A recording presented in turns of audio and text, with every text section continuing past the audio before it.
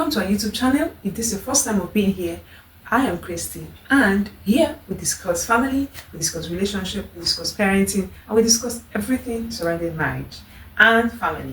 Whatever that comes or revolves around family is what we do here. And once in a while, we drop tips or recipes for healthy meals and drinks for the family. So today, let's dive into the conversation of the day, which is communication as the bedrock of a successful marriage relationship. Yes, we're talking about marriage today. And it's important that you get to understand what communication is, how to use communication effectively, and also how to build your communication skills. Do you know that communication skills are not inborn, they are learned? You get trained to be able to communicate effectively at every facet of life. You can't just become a good communicator just because you are an adult or because you are exposed or educated. It doesn't come by being educated. It comes by real life knowledge. It comes by real life trainings and experiences from professionals and experts on communication. So today we are starting with what is actually communication? What do we even mean by communication? I'd like to start by saying that communication is one of the most important things to have intact if your relationship is going to be effective. Now, I'm talking about every relationship at all, be it marriage, be it work, be it parenting, be it whatever. Your relationship will crash literally if you have bad communication skills. Now, communication is a key element of life. It is a fundamental of existence and survival of humans. How do you survive without being able to communicate? If there is no means to communicate, it's like a dead sea. Nothing is going to move, nothing is going to work. Now, let me paint this picture to you. Imagine sitting in a room with someone. The person is blind, the person is deaf, the person is dumb. But you can see, you can hear, you can talk. How is that relationship going to flow? It will be difficult for you to be able to communicate with the person because they lack the skills, they lack the ability in this case to be able to communicate with you. So if you are going to build anything or even be able to say anything to them, you need to learn how to be able to communicate to them before you can be able to communicate to them. So communication is very vital. It is an important thing to have on every side, in every area of your life. Without communication, chaos sets in. That is just the truth. And now bringing it down to marriage, we say that communication is one of the three major causes of issues or three major issues that can come up in marriage. We have communication, we have sex, and we have finance. But if you have your communication intact, trust me, your relationship is going to flow. You will be able to deal with your finances and sex conversations easily. But if you are struggling with your communication, then it's going to be much more difficult for you to even deal with sex and finance in your relationship in marriage. Now let's look at some of the importance of communication. Number one, God inspires or speaks to us through communication. It is through communication that God speaks to us. If there is no relationship with God, how will He speak to you? If you don't communicate with God, how will you build a relationship with God? So you see, communication is important for you to have a relationship with your Creator. Now, communication helps us pass information to one another. It also helps us to motivate each other. It also helps us to be able to sympathize, empathize, and support each other. Communication is one of the things that helps us to resolve conflicts. If you don't have communication, you will struggle with resolving conflict. A lot of conflicts that are not resolved in marriage is as a result of poor communication, because if people are able to communicate effectively, then it will be easy for them to resolve whatever issue or conflict that comes their way. I remember when I got married earlier, I didn't have my communication skills as much as I do right now. So sometimes resolving issues or conflicts takes time. It becomes so hard and difficult for me and my husband that it will take some time, and sometimes I become so emotional rather than being logical about it. But when I started learning communication, enrolling in communication classes, learning communication, reading books on communication, and empowering myself, I began to communicate better, and our conflict resolution became easier, swifter, and very much, faster. Now, if you don't learn all of this, you won't be able to benefit from all this importance that I just mentioned right now. So let's dive into the types of communication that we have. There are about 4 types of communication.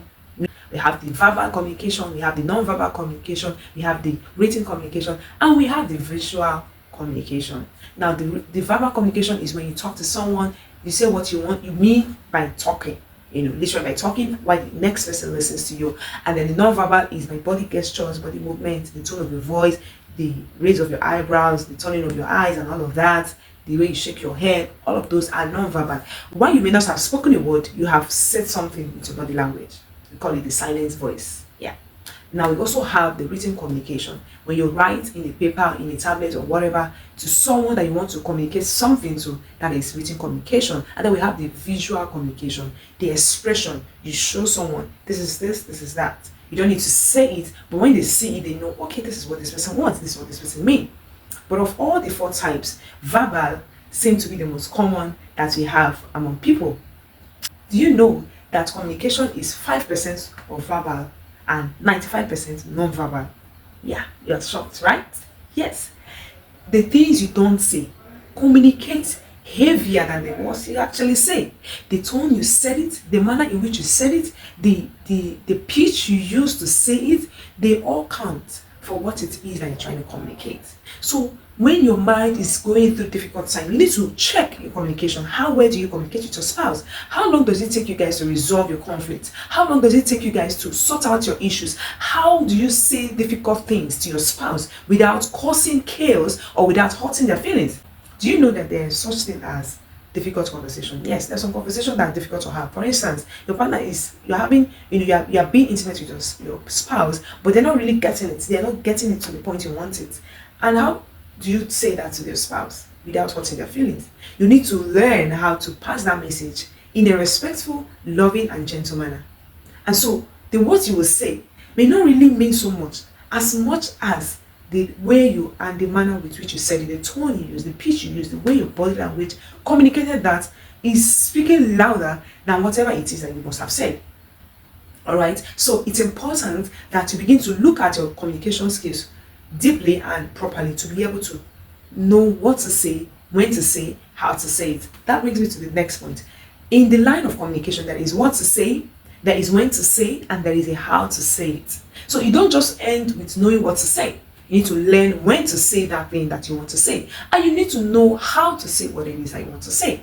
You don't just say things anyhow. This is what I want to say. I say whatever I want to say. You can feel however you want to feel. You're going to lose that marriage in no time if this is your mindset. So shift from that mindset today and tell yourself, I'm going to improve on my communication. I'm going to better my communication. I'm going to learn how to say the right things the right way at the right time.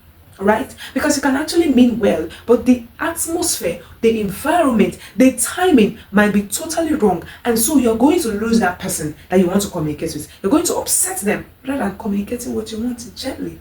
So what do you begin to do? You need to learn how to discern the right time. If you want to tell your spouse about something they did wrong to you in the morning and they just got back from work, and if you're in Lagos, you know that of recent we just have a heavy traffic everywhere, and you come back so tired, and your spouse is meeting you at the door only to lash out on, oh, that's how you left this one at the door, that's how you did this in the morning, that's how you did that in the afternoon, that's how you said that to me in the morning. Hello? If you were in your spouse's shoe, how do you think you're going to react to that? You're going to run crazy, you're going to run mad, because I just got back. Allow me to settle in first. I'm so tired. And that is why they will lash out back at you. You end up throwing tantrums and not achieving the result, because the manner with which you said it and when you said it was totally wrong.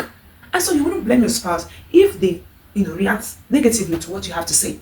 But if you waited for that speech, if you waited for that moment to pass by, and you communicate it at a later time, probably when they've settled in, when they've had some rest, they've showered, they've eaten, and you guys are on bed in a happy mood, you can just bring it up and say, okay, honey, or baby, depending on what you call your spouse.